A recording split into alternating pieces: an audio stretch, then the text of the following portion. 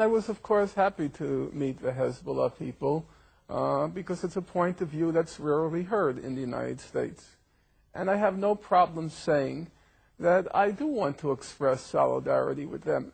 And I'm not going to be a coward and a hypocrite about it.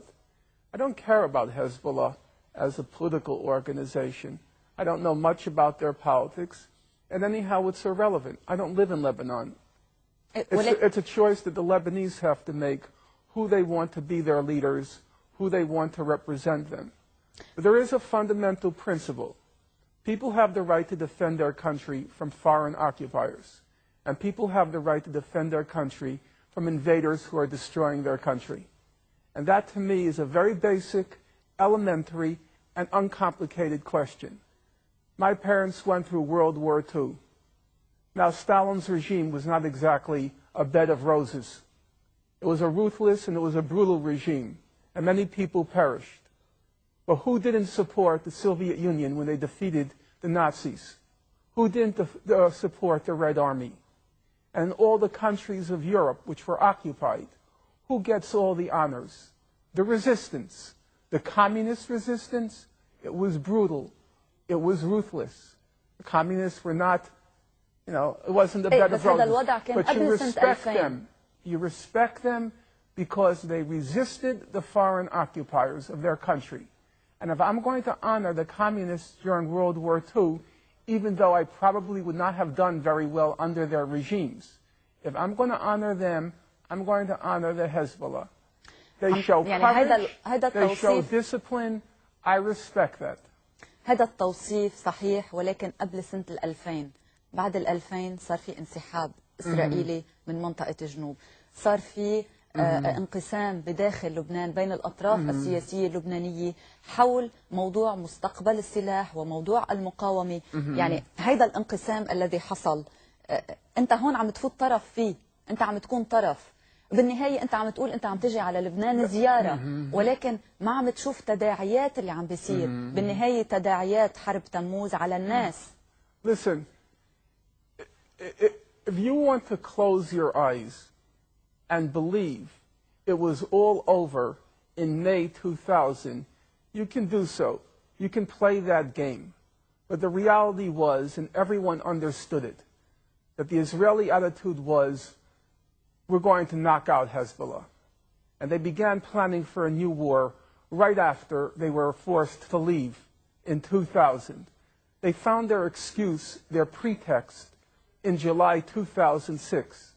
But there's no question among rational people that Israel was never going to let that victory go by, the Hezbollah victory go by. They were determined to teach كان يمكن تجنبه. يعني هون ممكن يقدر الطرف الآخر يقول لك ممكن تجنبه ما توقع بالفخ. It could not have been avoided. There is no way that the United States and Israel are going to tolerate any resistance in the Arab world. You want to pretend it can be avoided, you can play that game. But serious people, clear-headed people, knew there was going to be a war sooner or later. You think there's not going to be another war? You think Israel is going to allow that defeat in July 2006? You want to pretend it's Hezbollah that's causing the trouble?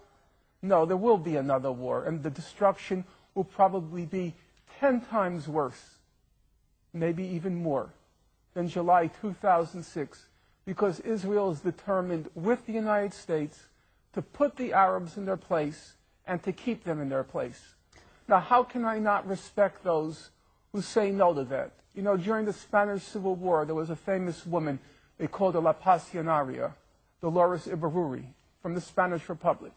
And she famously said, it's better to die in your feet than to walk crawling on your knees. ولكن هذا خيار الشعب اللبناني كله. يعني مش I totally agree. I'm not telling you what to do with your lives. I'm not telling you. And if you rather live crawling on your feet, I could respect that. I could respect that. People want to live. How can I deny you that right? But then how can I not respect those who say they'd rather die on their feet? How can I not respect that? Israel and the United States are attacking because they will not allow any military resistance to their control of the region. That's the problem. If Hezbollah laid down its arms and said, we will do whatever the Americans say, you wouldn't have a war, that's true, but you'd also be the slaves of the Americans. I have to respect those who refuse to be slaves. ما في غير طريقة واحدة اللي هي المقاومة العسكرية. I don't believe there's another way. I wish there were another way. Who wants war? Who wants destruction? Even Hitler didn't want war. He would much prefer to have accomplished his aims peacefully, if he could. So I'm not saying I want it, but I honestly don't see another way unless you choose to be their slaves. And many people here have chosen that. I can't really say I can understand it. You want to live. I can't really say I respect it. You know, so many dead, so much destruction, before the bodies are even buried, before the buildings are even rebuilt, the person who's responsible for it all, you can't wait to welcome him. You can't wait to roll out the red carpet. I can't respect that. In that respect, I like the Jews much more. I like their attitude. You know what the Jewish attitude is? Never to forgive, never to forget. And I agree with that. Why roll out the red carpet less than 2 years after your whole country was destroyed by them? The Secretary of State said it was the birth pangs of the new Middle East. That's the statement of a freak. A human freak would compare the birth of a child with the destruction of a country. And yet there are people here who are so anxious to welcome her. They're trying to figure out, what are the Americans thinking? They can't wait for their banquets. How can anyone respect that? I respect the Jews 1,000 times more. Never to forgive, never to forget. All the death and all the destruction. And you can't wait to welcome him. Norman. It's disgusting. Who the hell cares if Bush is coming? ولكن أنت عم بتقول إنه في حرب أخرى قادمة. You should have declared him persona non grata. He's not welcome here. He destroyed your country. He was responsible for the war.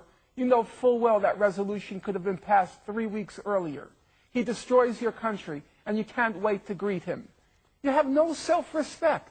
How can you expect other people to respect Arabs if you show no respect for yourself? If the Lebanese people overwhelmingly vote to let the Americans and Israelis have their way, I guess you have to accept that. I could see that. And I couldn't possibly say that they don't have the right to make that choice.